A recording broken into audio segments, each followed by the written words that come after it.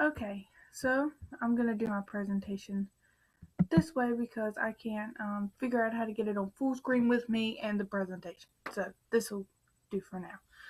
So I'm going to teach you about the differences, the disadvantages, and the advantages of Head Start versus preschool. Now, a couple questions before we start. Do you remember attending daycare? Do you remember your child attending daycare? What about preschool? Do you remember attending the preschool? Or even your child attended preschool? Which program in the daycare or preschool did you feel like you learned the most before you even hit kindergarten? So that's what we're going to talk about today. So, children in the daycare have the chance of getting a head start on their learning before they hit kindergarten. Head Start and North Carolina PREK are the two common strategies in making this happen. So which is the better for our upcoming generation? So really our need today is choosing a learning strategy that's going to help our children when they reach kindergarten. So we're going to look at Head Start first. According to the Encyclopedia on Early Childhood Development, Head Start is a program that prepares children for their beginning into the school system. The program was designed because we realize that young children who live in poverty need much more than a preschool education. This program helps to build family relationships, and they support the family's well-being in many other areas within. Okay, so the advantages of Head Start is it combines the social, the educational, and the health services. It's for children that are in foster care, that are homeless, or even those receiving public assistance.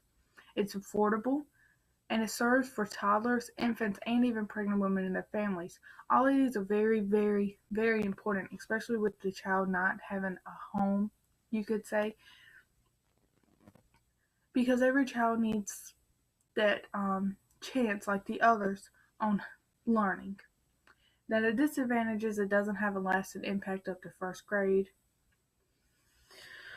It's not going to stick until after it's not going to stick until kindergarten. So, now let's go to preschool. According to the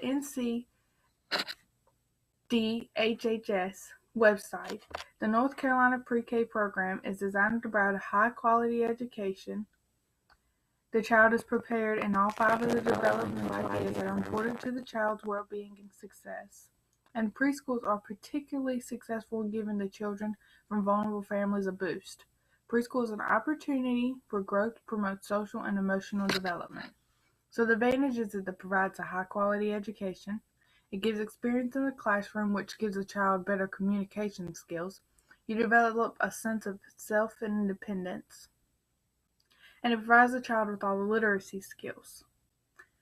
And these are good because then the child has the experience once they hit kindergarten, then they're not shocked on what a classroom's actually like. They know what to expect. With the disadvantage, placement is not guaranteed, so there's waiting lists.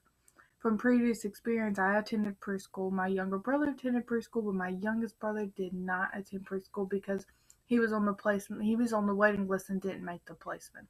So you're not actually guaranteed that you're actually going to get that school readiness prepared before you even hit kindergarten. So if the environment is disliked, then the child is going to affect child growth. If it's bad curriculum, then the learning process is totally affected because then the child's not going to want to continue further. And if the environment's not closely monitored, then it'll create bad habits, so then the child will misbehave later on. So we're going to talk about the differences. There's differences in funding, curriculum, teachers, and even the extras that the program provides. So for Head Start, federal government spends $7 billion so the low-income families can receive it free of charge. But with preschool, if they're privately funded, then you have all these tuition and these fees. Some churches do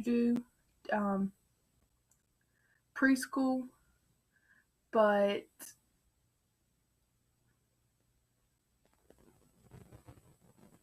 most of them can be expensive. The churches usually pay for the finances.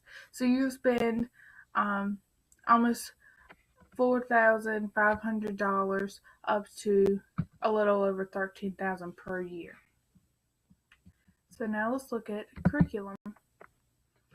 For Head Start, it's a federally mandated curriculum with the goal for the child preparing for kindergarten. With preschool, you have the range between playing and learning, which is okay because then the child needs a break anyway, because with a child, their mindset's not completely focused. So with Head Start, you get more of the mature ideal. Let's look at teachers. For Head Start, the teachers have to have at least a 2-year degree in early childhood education, but with preschool, you're only required to have a high school diploma with a certificate in early childhood education.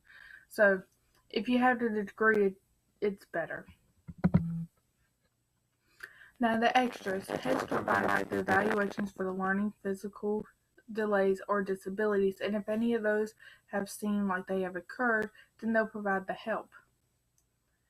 They also provide free vision, speech, hearing tests, and dental checkups, which is great for the low-income families that cannot afford to go to the doctor. With preschool, they don't really offer many of these services, but if you are a parent volunteer, then you will get a discount. So in conclusion, Head Start gives you the educational, the social, and the health services, while the preschool gives you the learning experience in the classroom. Head Start is for the low-income families, while preschool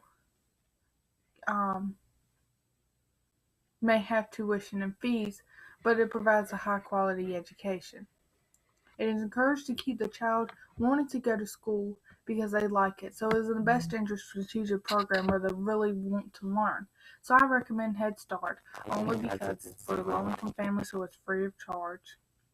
You don't have to be on a waiting list, so you don't have to worry about if your child's actually going to make it and get that school prepared readiness before they hit kindergarten.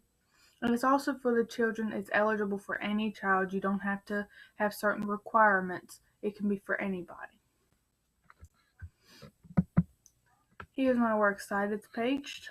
I don't want to give credit for all this information without giving credit to the people where I actually got the information from. So here you go, and thank you, and I hope you learned something.